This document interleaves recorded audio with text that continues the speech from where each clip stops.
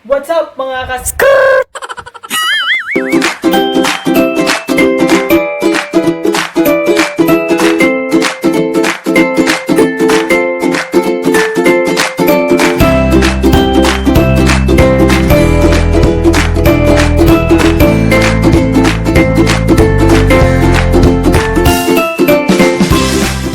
Hello guys! So this is now the third episode of our CuisinaSerye.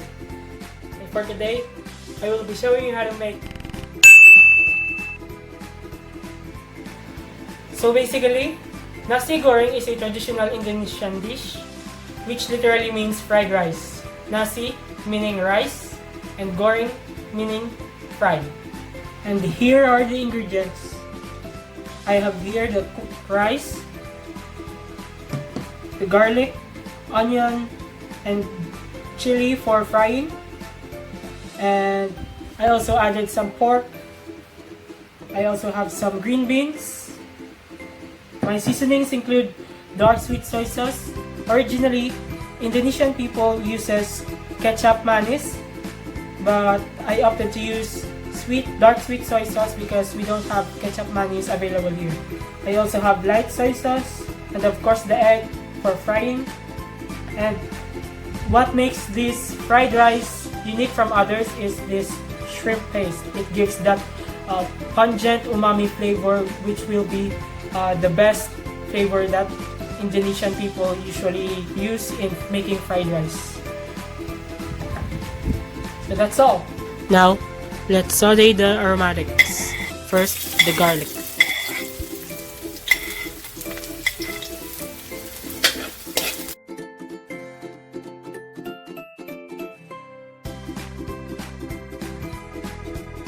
Next, your onions.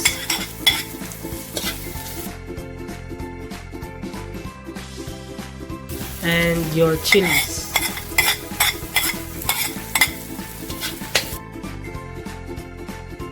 Now, when the aromatics sweat out, add your pork.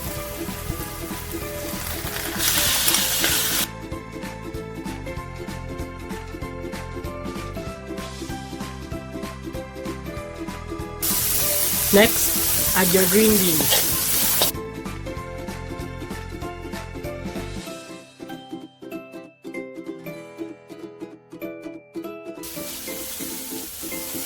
At this point, we can now add our cooked rice.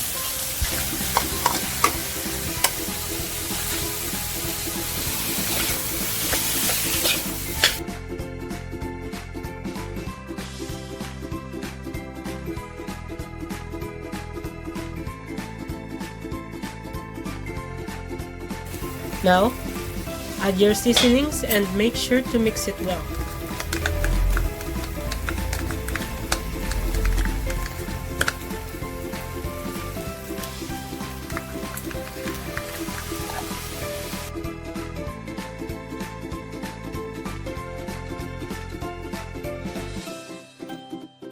And finally, the very important ingredient that we should not be missed, the shrimp paste. This gives that umami flavor that makes our fried rice tastier.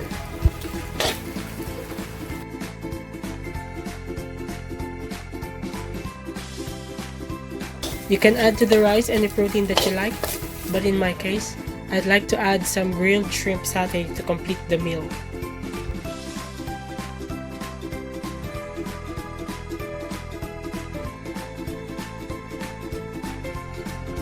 Now that we're done, let's plate.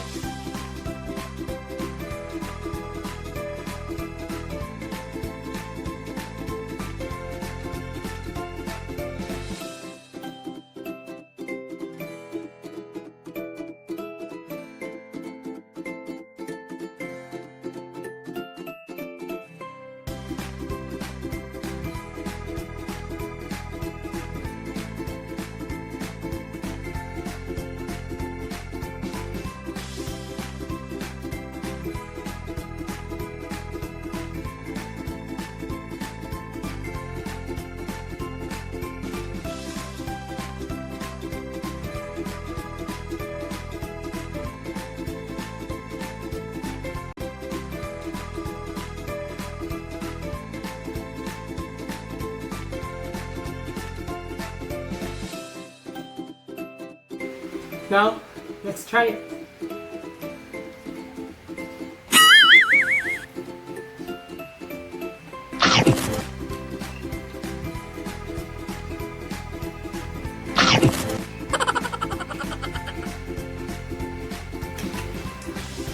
The satay that I made pairs perfectly with the Nasi Goreng because of the nutty flavor, sweetness of the shrimp complements the savoriness and the pungent taste of the fried rice. So, I guess that's all for now, and thank you for watching.